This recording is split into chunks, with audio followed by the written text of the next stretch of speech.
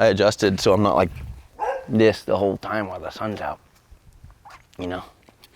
I have like a Marlboro man face, and I'm not gonna do anything to it, even though I live in SoCal and I should be like injecting my face to not have wrinkles.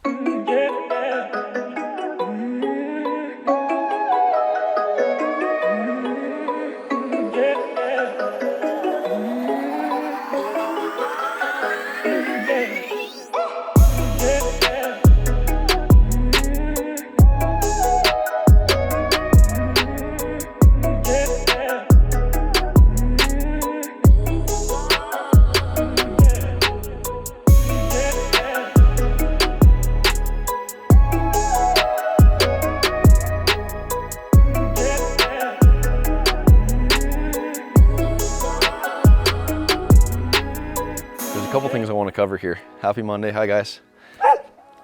Dude, you don't why? First off, I don't like comparatively to our Instagram platform versus the YouTube platform, it's been like a slow growth. Don't have too many subscribers, but man, anytime I go somewhere that's like an event or something, you guys, like the YouTube group is always who comes up and talks to me and says that they love our videos. And they get so much from them, and same with the Fab Diaries, and I really appreciate that, you guys. Same when we went to Michigan. A lot of you guys out there that I talked to, like there's a lot more influence here with what we're doing than I was aware of, and I'm just super grateful. I hope we can press through with these things. For Joey and I both, it's a sacrifice, it's out of pocket. We're not, you know, making money on this thing, so it's just literally a labor of love to share the process and share the story and share the growth of myself and the projects and the company. Today is Dan's Supercrew exit day. Why it's important? Why is it important is because this is the first truck that I had a deal to build. It was the first truck in the shop besides Mason Taylor's GMC and Matt Atkins Supercrew, but those are smaller jobs. And it has been the longest sustained build here. Now, I'm not proud of that by any means. And it's been like a hurdle. Part of that, let me rewind all the way. Let's say a couple months before 2020, epic fallout at another shop for myself. It was a crazy way of like Logan, my older son. It was his first day of first grade at a new school. We had just moved out to Thousand Oaks, moved the whole family there. No money, no means of what I'm gonna do. I just knew from the shop where I was at before, I just knew no matter what, I'm not working for someone else. That was it. Like I had to figure it out. There's more of that story and some of our other stuff. I think Chasing Passion might have that. But when it comes to this particular truck, Dan contacted me. He saw that I was kind of freelance or ready to do something, and he knew where I was at before. He didn't want to have his truck go there or have it at like a shop like that. He wanted me to do it individually. So he contacted me, said, hey, I got this thing. I haven't worked on it for years. He's very particular with who works on it. Like Mike Robb did a lot of the fab on it, and Mike was at Missoula's at that time, so it had sat for years. Once he got it, you know, Mike split and left Missoula. Chris kind of, it just whatever. He stopped working on it, and it sat for years in his shop in the corner, under a cover, meticulous. Dan loves keeping all the metal and everything perfect. He does a better job than I did when it was here. I have a best friend, Trace, pass away. He dies around the same time. And I scheduled to go see Dan in Laverne when Trace's service was. So I went to Trace's service, I spoke at his service, and then I came over in like a tie to Dan's shop, and we talked about this, and I told him a shop rate. And why that was so important is that was the first person I shook their hand. And I said, it's gonna be X amount per hour. I can do it. I think it's gonna cost this much, blah, blah, blah. And that was like literally the first job, like the first real job that was going to be something sustaining, you know, that was going to last. It wasn't just going to be a quick in and out. And like I said, Mason Taylor's GMC, we did the cage in that, and that was a different project, but it wasn't as long as this. and Matt Atkins Supercrew, we did all the door panels and some tin work on there. But those, you know, you got to think those are, Matt's was 2 weeks and Mason's was spread out. It was a couple months. This has been a big undertaking for the details that we've done on it. But more or less, it's the point of first vehicle. A lot of people, when they open up business, from what I've seen at least, is they might take some jobs and then they never get finished. And it's not good or bad or right or wrong, but like they're those festering first early stages of business jobs that don't find proper completion or original intention of completion like they should have. And we are here 3 years. Now that's not 3 years of me working on this thing. There is a bunch of undergoing stuff and circumstances, COVID, and then, you know, that was kind of a thing where Dan dropped off for a while and I think he just hunkered down, like not knowing what's gonna happen. Some people did that and I kept full steam. Through that, I got so busy and took on so many projects. Then when Dan was ready, he's like, hey man, what's up? Let's finish this truck. And I'm like, oh, I can get to it. I can get to it. I can get to it. Couldn't get to it. Couldn't get to it. And it finally got to this point, like we had a couple little spurts of progress, but it was really like, you know, this thing that this task I couldn't complete. And just like other things in my life, like getting something 80% completed, just like I've referred to. When I was younger, I used to get like model cars, right? Plastic cars. And I would my mom would go in there and I would go to Pegasus Hobbies in Montclair and my mom would, I'd get one and I'd go, but Mom, can I just get this other one because I want to like take the motor and the wheels from this one and I want to put it on this one. I do all this shit where I wanted to modify them and I couldn't stick to the plan. But besides that, I never could finish them. So I'd get so far and I ADHD or something. And I do have that extreme, I have ADHD. And I would get so far with these projects and then I would not be able to finish them. And then it would turn into having multiple partially finished vehicles just in clear totes. And I'm like, dude, this is a big model car. And that's the whole thing, is like finishing this thing, getting this thing out, and Colin and the guys, they've known about this. And when Sean was with me, Sean knew about this and he's like, when are you gonna finish Dan's truck? When are you gonna finish Dan's truck? And so we finished Dan's truck. Dan's truck's going home. And it's a big accomplishment, even though it seems minimal and you know, you can take it for what it is, but for me and for the greater meaning of this thing is it's a completed vehicle. We've accomplished every single thing that we needed to do on this and more, and we're ready to send her home. So let's go over it.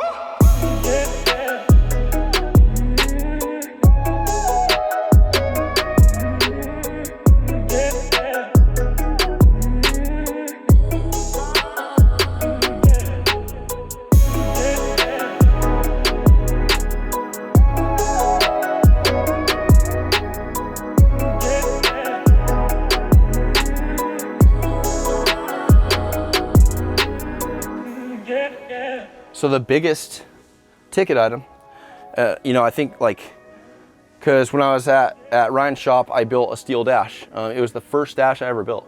And I'm sure it wasn't perfect, but I knew it was getting upholstery and it was enough to really learn a lot from. And Dan's initial thing is like, I want to build a dash. And like I think for most fabricators, at least for myself, like that's a really special thing to be able to build. It's like a very creative project where you get to use your imagination, and it's just like intricate, and there's accessory mounting, and you're something about building a dash is a special thing.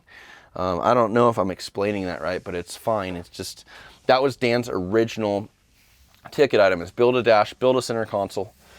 He was very specific about the dash. And then, you know, put steering on. So we'll go through the other specs of this thing that we did, but right now the dash is the center point here. All right, so what I want to touch on is go back and watch the Dan Supercrew. That we'll put this in like a, what is that called? Just like a list, like a build series? Playlist. A playlist. We will get this whole thing tied in with the other episodes because there was a lot of detail I went into with this, and there was a lot of story with the dash and struggles and shaping. I'd much rather me not have to repeat myself and you guys go back and get like a really wholesome amount if you want to know the details, so I can just summarize this one. We wanted to opt out of having visible hardware. Obviously, like there's 2 bolts back here, but everything else, if you start pin, well, I guess your access panel has like a couple 1024s here, but everything else, like the pods, all the accessories, the rear AC pod on the center console, all of this stuff, there's no exposed hardware. So you can see your Holley display here.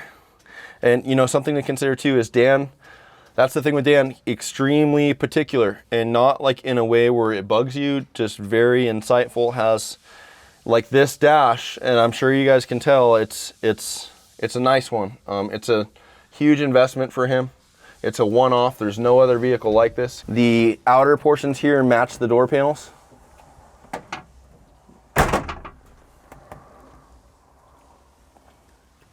All steel everything. You know, that's all formed to flow right in. So these pods themselves, so the driver and the passenger pod come out. There's returns in here. I don't know if you can see that. I'm just shooting blind here. But there's returns up in there.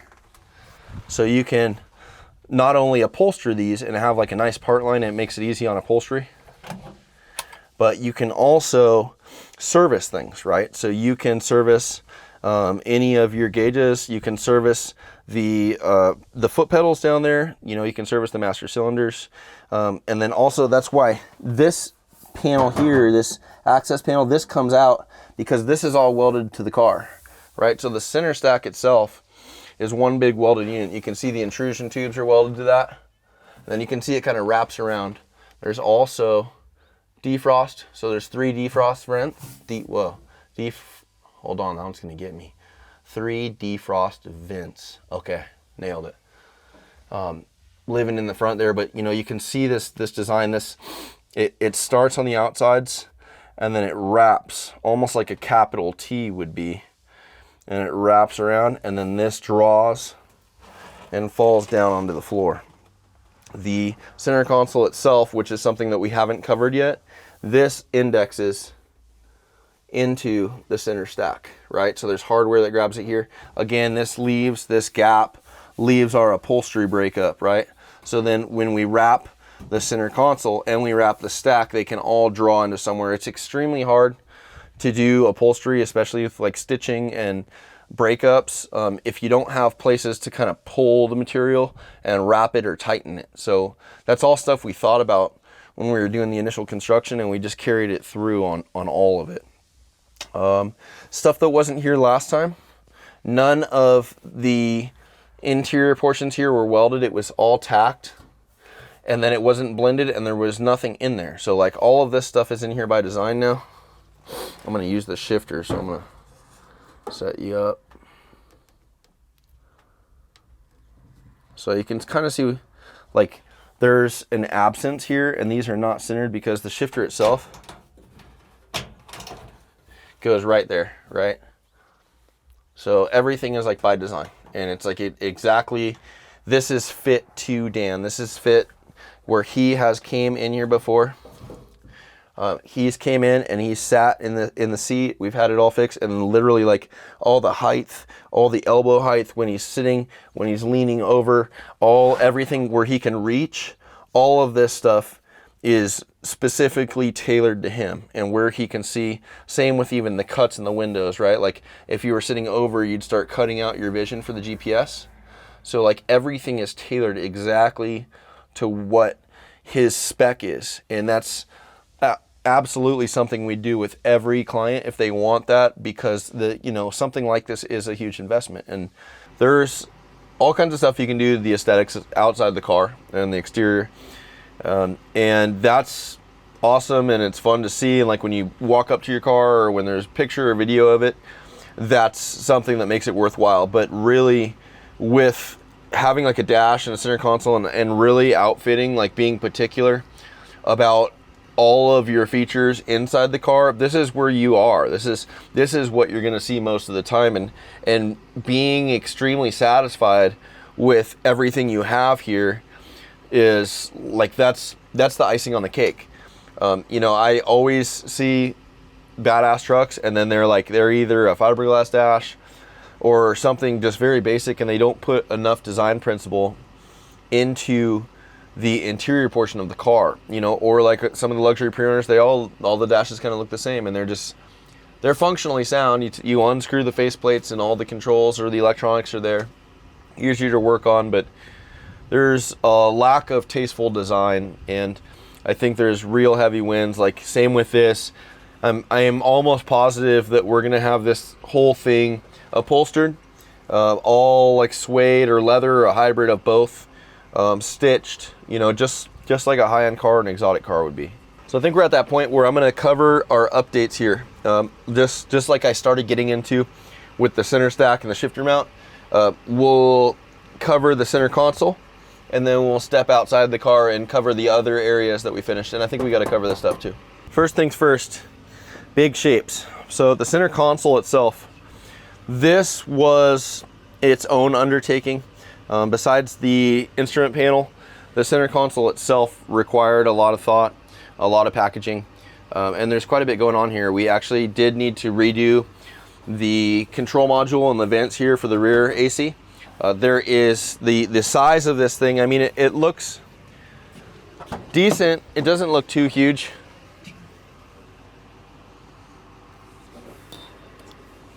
So 4 vents, rear AC control.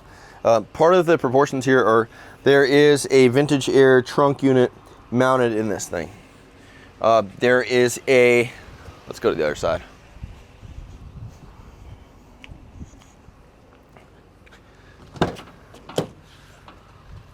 So there is a Gen 4 unit. You can kind of see it hanging out under here.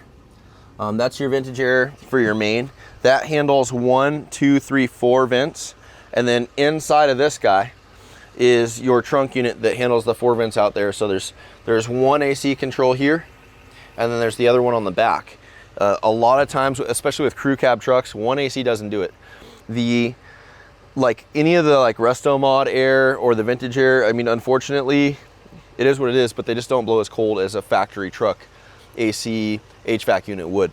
You know, like a Ford blower or a Silverado blower. I don't know, I'm not a Ford, Chevy, I don't have sides, but you know, those big factory units, they do so much better than the aftermarket units. And so what you end up with to get these things actually cooled, right, especially when you're in the desert where it's hotter, and also you're running a car that puts off more heat than a normal signature of just a car on the freeway. With that being said, you always want to strive to have 2, even on trucks that are just extra cab trucks and they don't even have the back seats or back doors, they still run 2 ACs. The way that works is you'll run 2 condensers up front, and then you'll run 2 air dryers. The same compressor can power both units, and then you just have lines going to each one individually.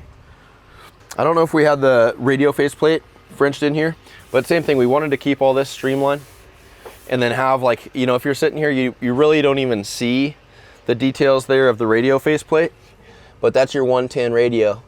The actual brain for that will go under the back seats, but really this thing, you never really operate this. You just go to the channel that you're gonna be on, and at least in my experience, I don't ever jump around channels. Like sometimes you're just on Weatherman or something, or BFG, and that's it. So it's something that's not like a high priority target to be hitting all the time. The rest of these controls, we talked about the shifter kind of creating a packaging necessity here where we don't want hands going right to telemetry there. Your cone of vision here from the driver is also like, you know, you want to be able to have shifter, you want to be able to see things, right? The shifter would all like kind of intrude here. And then you want to be able to access things. And if it's back behind here, it's just you're gonna be doing weird shit with your hands. So everything kind of has a home for a reason. Again, like this is all stuff that Dan had thought about and really put kind of process through here to get things right. This is obviously your Motec keypad. You have like a marine audio. A lot of people that will still use these as family runners and not just dedicated off-road vehicles will want to put a radio in here or audio system. So that's that. Cup holders that are just hanging out. And then this guy, so this is your cell phone holder. And that's all it does. It has a little, that bottom portion you see down there, that's removable. So if you ever get grime or dirt in there, you can just unbolt it and clean it. But that's that. So with a case on a phone, like I don't run a case, but with a case, the thing's really solid. And that's a 14 Pro Max, so it's like most stuff fits in there. I did put another Pro Max with a case in there and built it to that. So, you know, maybe if you had like a slim pack of cigarettes or some cigars, you could do that too. And then you just have your intercom, you know, and like if you see my hands, like if I'm making an adjustment, this is a really easy grab to adjust squelch or volume or something on here, you know, so you can see everything is ergonomically set up, but it's very simple still. It's not like a, you know, a huge overwhelming amount of controls and telemetry. You know, single navigation, single Holley display. The Holley display, if you turn the Holley display on and you see there's like a 3/4 inch perimeter border that doesn't turn on, it's just black. So that's why this shape, I mean, obviously this goes up a little bit here, but that whole shape is inset 3/4 of an inch everywhere. So we're not having a huge window built into that thing because space is so tight already. We're not having a huge window where when you turn the screen on, you still have a 3/4 frame of unused display that never lights up or does anything. Next part. So this lid is just hanging out here. See? This lid is 090, or actually no, this is 063 chromoly. So raw dog in here, nice streamlined shape, but this is for elbow use. You know, Dan's gonna get in and out of this thing, and a lot of times you kind of use your elbow on this stuff to either get in the car or settle yourself into the seat. So we wanted to make sure once this thing is hinged and latched that he can put his elbow down on this thing, and it's not sheet metal. It's 063 chromoly, and it is strong, and it's also under tension because of this half teardrop shape. So it's just it's a clean hit right there, and it's functional. Kind of readjust.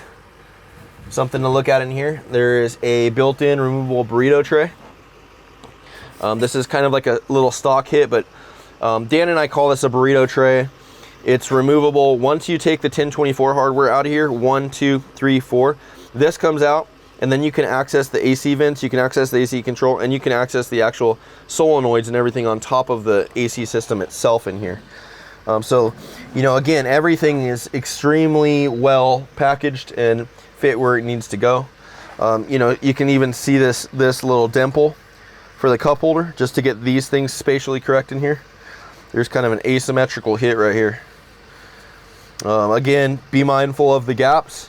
That stuff is all for upholstery. Same with this, right? This has spacers. So this is all shimmed out where the upholstery can dive in there and have a good source to kind of keep tension on things.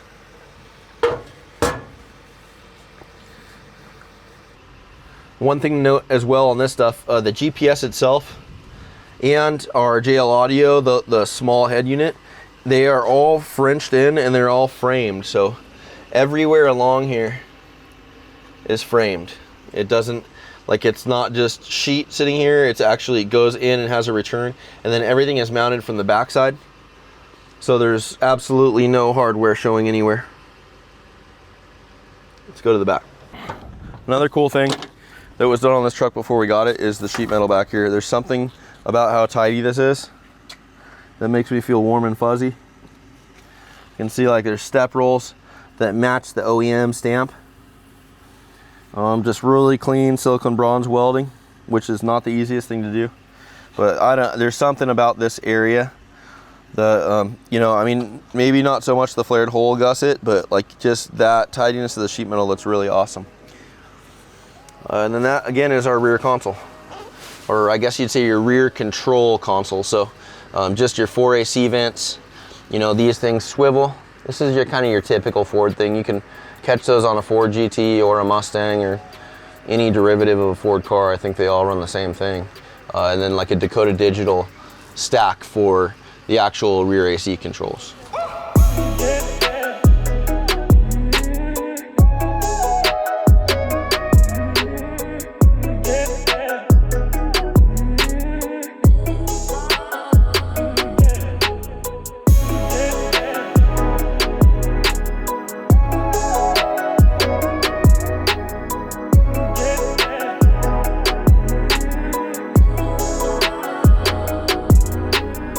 All right, you guys want to talk about this headliner? Let's see AJ, check AJ out. Oh, he's coming around the bend. Respect. Respect. Headliners. You know, once we get closer to the end of this thing, like Dan, again, I love you, Dan, but Dan is a man of knowing what he wants, but not knowing what he wants, but kind of knowing what he wants, but not knowing. You understand? You see what I'm saying? So with the headliner, I've never been a fan of the inserts. I like headliners where the method, and I hope you guys can follow me on this. Am I in frame? Yeah. Okay. The method I like is like you do something like this and it stays there, or you have foam, like you cut foam or have the foam shape that does a tube reveal, right? They call that a reveal, where like half of that tube, if you had the circle, like half of it would be showing. And then what you do is you take another thin layer of foam. That foam might be like 1/8 of an inch or 3/16 of an inch thick, and you kind of wrap it up into the jam area, and then you glue it, and you kind of glue it all around everything, and then you cover it with suede or Alcantara. And so what it does is it doesn't show the tube, but it shows the idea of the cage. It shows the indentation of it coming through, because you know the other way, I don't want to sound critical, but to me it's shitting the bed when you don't show that you have a cage in your car if you're getting upholstery, because it's like that's part of the vibe of the vehicle. Like you want to express that you have a cage, and it's a safety thing, and it's just like that's the masculine part of the car, right? So if you do it the other way, where you just have like a flat situation, hit here where it's all covered, you don't even know there's a cage going there unless you look at the pillars or the spear of death in the middle. So you know, that's optimal to me, is like suede covering this whole thing, or whatever you choose, tweed. The option Dan has here, and part of that, like let me back that up, is part of that is having exposed hardware. Like when you put a panel up in here to hold it everywhere it needs to go, then it's like, dude, you got like quarter turn fasteners, or like you got button heads, you have a ton of hardware, so it takes away from the actual look of what you're going for, because there's hardware showing everywhere. So Dan came up with this clever thing. What we'll do here is this will all be upholstered. All the dots that you see that are black dots here, these are all tiny little screws, the Allen countersunk Allen screws. They're below sea level, and they're like, you know, the tools that's the very last Allen wrench in your set, in your key for Allens. It's the very smallest one, the one you'd use to like pick at something or pry something. Extremely small. Dan machined these parts. I'm gonna get these down for you guys. But Dan machined these parts in here where it's like a mushroom head, mushroom head, and there's a tab on the chassis, and there's a grommet, and the grommet's, the OD of the grommet is the ID of the grommet. The opening is this size, so you pop this thing through, and it stretches the grommet, and then it goes back and it contains it, right? And so this whole thing is like that. Everything comes off via picking the corner, and kind of it's pressurized in there, and it won't fall out. But what's nice is then when we upholster it, you pop it back in, and then there's no visible signs of hardware at all. It just looks like they're floating in there, and they'll stay there. Got it? So this guy, I'm gonna go over by the tab, and I'm just gonna start lightly picking off here. Okay.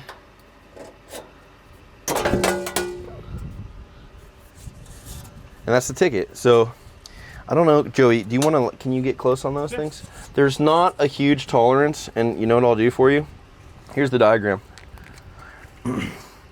Roll cage tube from the side, our panel that has no more than an 1/8 inch gap for upholstery. And then we have a tab that is welded to the roll cage. And then we have a grommet that goes on this bad boy. What these little guys are is they are,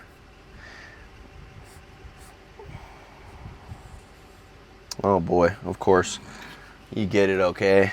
This thing, this is your button head screw that goes through the panel.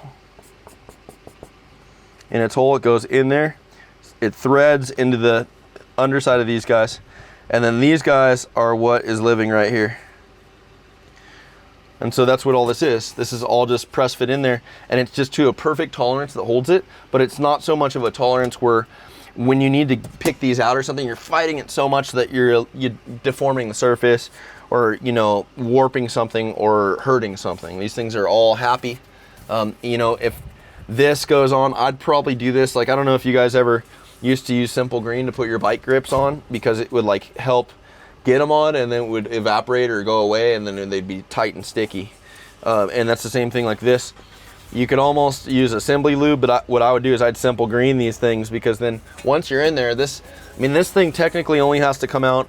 If this is painted cage, which that's the plan, he's gonna paint all the cage in here. You upholster this thing, you know, and then this thing goes in, and I don't think you really have to take it out anymore. If you have to like service your antenna maybe, but that's it. So right back in here, kind of find that sweet spot.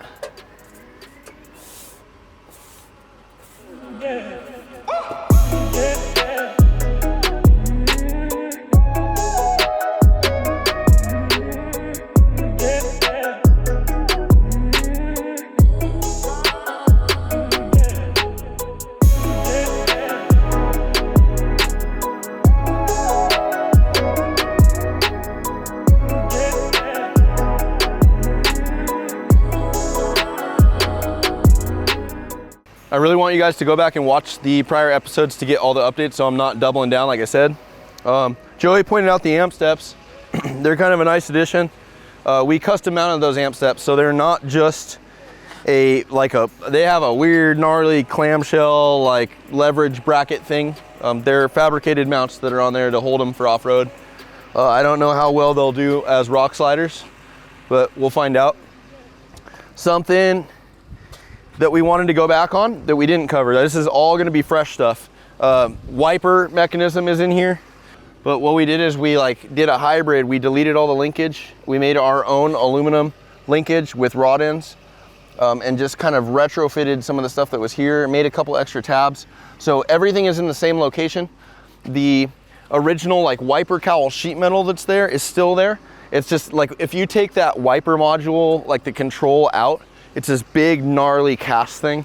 It's a hindrance. There was no possible way with the existing chassis tubes coming through there, 1, 2, 3, 4, that we could get any wins like that. So Dan and I, also on that note, Dan is very particular, and when we started going hard on this thing again to finish, Dan's been coming up every single week, and I've been meeting him here every single Saturday or Sunday to go over the next step, log notes in our phones, and then tackle those things and execute them. And then this next week, make sure we're all good, and then go through it. And it's, you know, it's not a babysitting thing. It's just like Dan wants, this is his investment. A lot of these guys and a lot of my clients, this is their thing, or it's one of their things. It's not like they just have a slew of them. Like, this is their special baby. And with Dan, I think he's willing to put the resources into this, but it's like it has to set right with him. And I think that his ideas on, like, just same with the roof panels, I didn't think of that. That was Dan. And then he machined all those parts and sent me beautiful packages to execute all that. So on that note, like, he'll be coming by and going over game plans, and it's great because there's ways to do this where you can just be a builder that's off in a shop by yourself, and you don't have the influence and ideas that could be very valuable to you if you just had other eyes on things or got other opinions. It's easy to do that, and it's great for creativity because you're just building stuff and you don't see anything else, and it comes out awesome. But like, the other angle is having opinions, and like power fucking an idea gets you optimal results all the time. And so it's the same with the wipers. That's what I was getting at, is like, Dan kind of looked up there and he goes, well, we need this, and maybe we can just raise everything. Well, this and that just needs to go here. Maybe you can do this. And then literally can string me up with like 3 or 4 concepts and ideas. And then I take that to the table, and then I figure out what works from that stuff, try it out, and then come out with something that's optimal. And that's the same with the wipers. Like, it's full factory wiper, factory motor. It's just all the linkages and everything have been adjusted. They still swing perfect, but it's minimal. Like, we trimmed all the fat off of it and it clears all the tubes.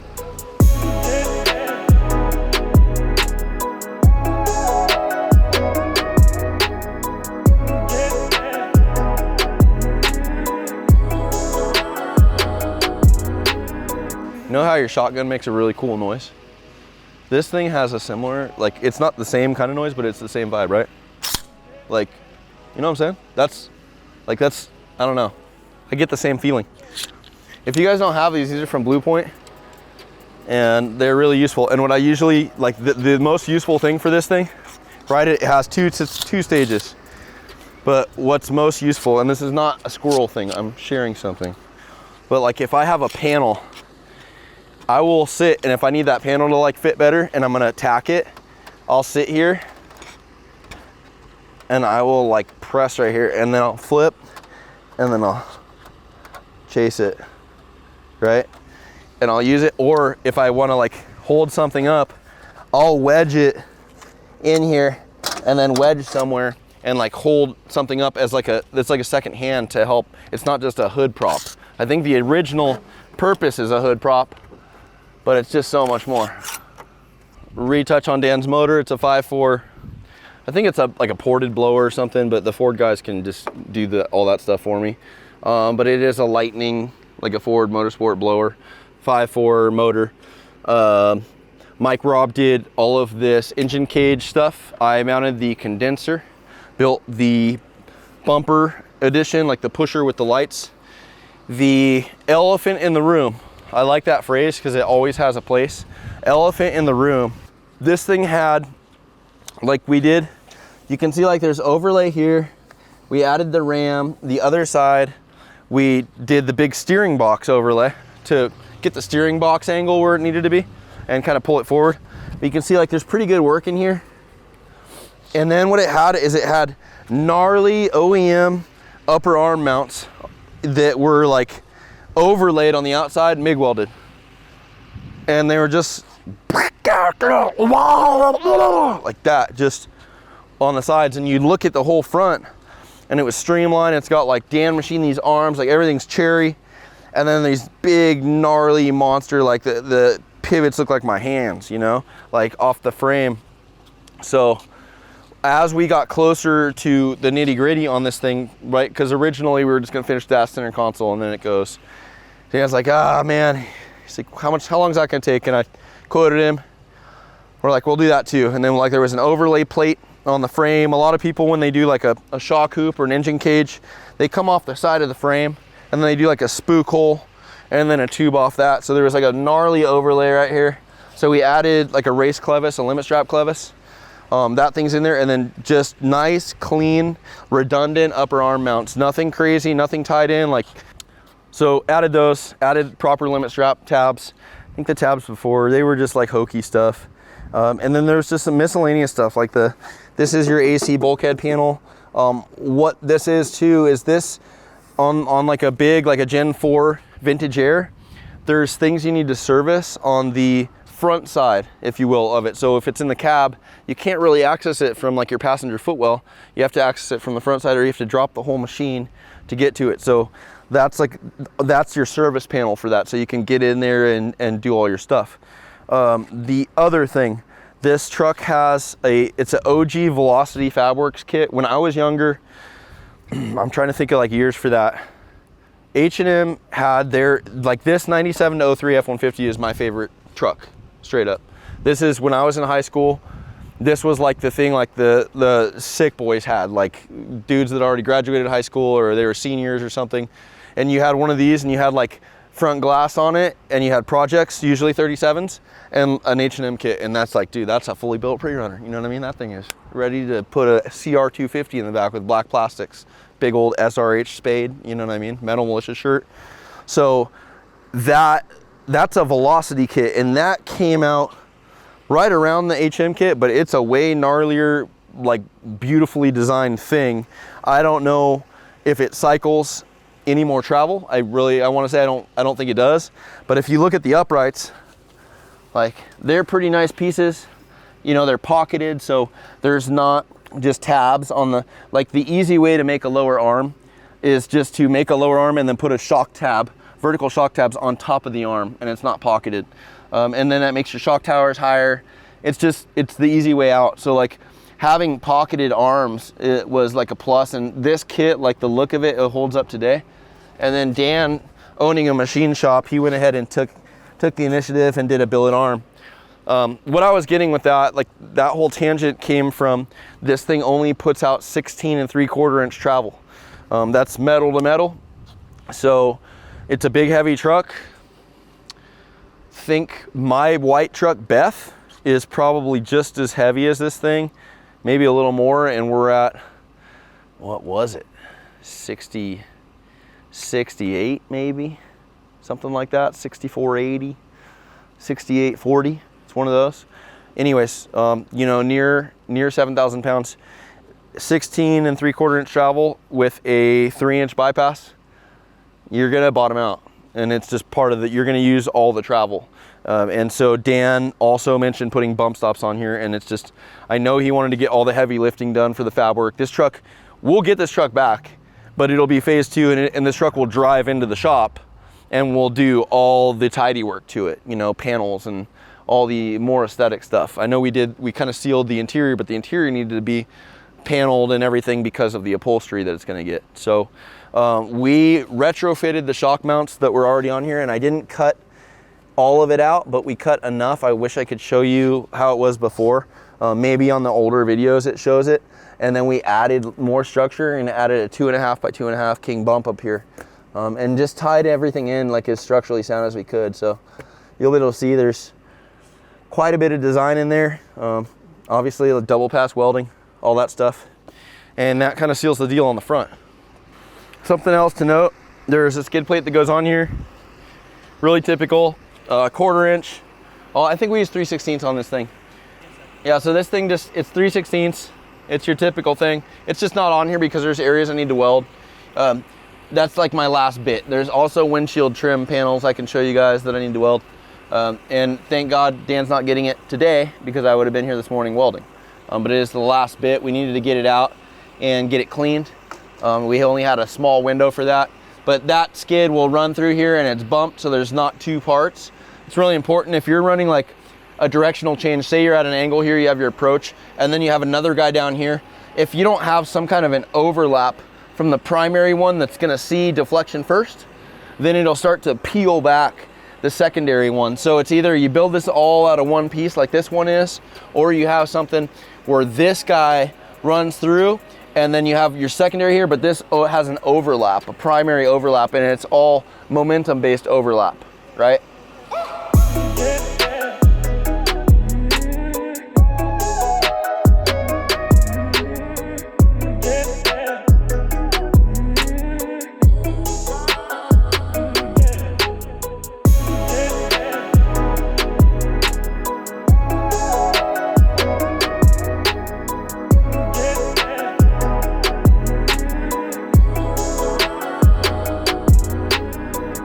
These are Trailer Products 12-inch flat tops. I don't know if you guys have heard the term flat top or if I have used it before, like, but you know, you get what I'm saying here, right? Like there's food, beverage, napkins, you know, crescent, whatever. Just, it's an ample amount of space. It's not like the adverse thing is like a trophy truck bedside, they call it, where it's kind of got a really gnarly raise in it, almost like a 1/3 at the peak and then 2/3 down. But this is like, this truck is not my favorite truck. It's my favorite truck when turned into a pre-runner. I don't think they're pretty when you just get a 97 to 03 F-150, like it does nothing. But once you blow the proportions out and you get the tire size right and the track width right, and then you also have the glass right, like it turns it into a different truck. With that, these bedsides, they came as like a race bedside. They didn't have a cutout for the tail light, and so it's kind of like you get what you get here. And what we got here is we found the best area for this where it's like it contours the best it can, and it's still not perfect, but these are fixed tail light mounts. They do not come off the truck. And I don't know if you can get the details, but like even the design for this stuff is like all these pockets are so you can get to the hardware, and the other bigger pockets are you can get to the bulbs, you know, so it's just fixed to the bedside mount the best it can.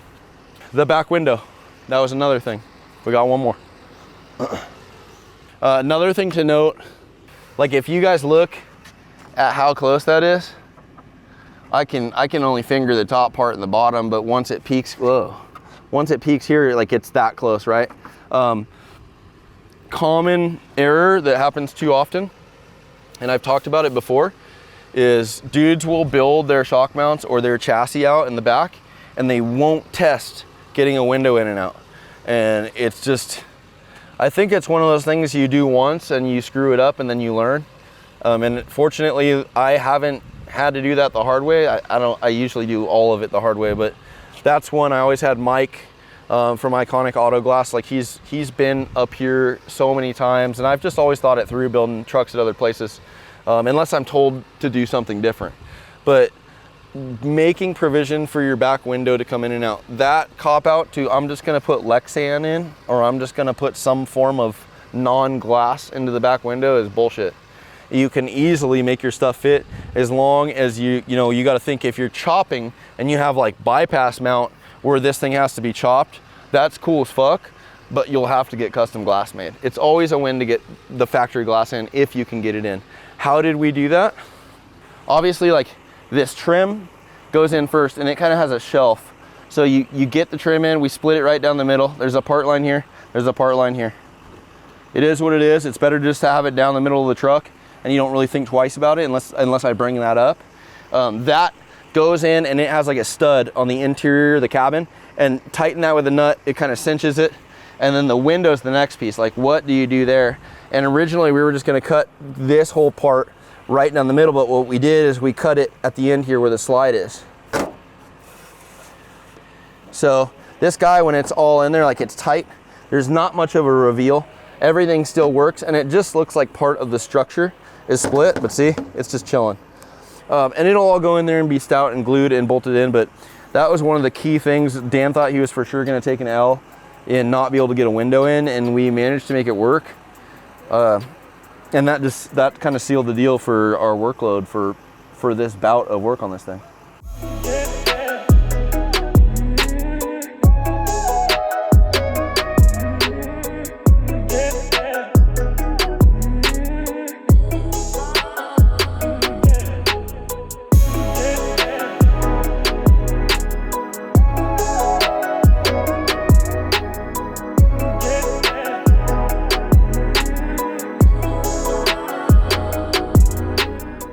So next steps for this thing, Dan will take it home.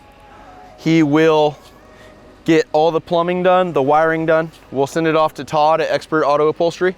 Todd will do all the upholstery. Obviously get the right spring rate for the front. I'm short, but I'm not that short. And then I think what we'll do is he'll have it in like running driving condition, drive line in, brakes working. Things I noticed, like there definitely needs to be a provision for an air filter somewhere, and just like small odds and ends. Dan will have a list of stuff that needs to come back for phase 2, but like right now, it's on Dan to get this thing running. We have done everything we needed to, plus more. It's been a huge opportunity. I am thankful for people like Dan. I am thankful for his appreciation for the time it takes to do these things. I'm thankful for the space and the patience he's given me as a growing business owner and operator. I am not perfect. I have taken other projects and worked on other stuff and told him I'm gonna get stuff going and not got stuff going, and I have made a full circle with Dan and a turnaround, and he's my friend, and I respect him and he respects me, and I'm so glad that we were able to finish this thing. Dan's truck is like a chapter I get to close. So I hope you guys have a good Monday. Again, thank you so much for everybody for the support. I hear you guys when you guys message me, or if I see you in public somewhere, like you guys, we appreciate you. And it's special to hear back and hear that you guys are out there watching this stuff. So have a great day. Like, comment, subscribe.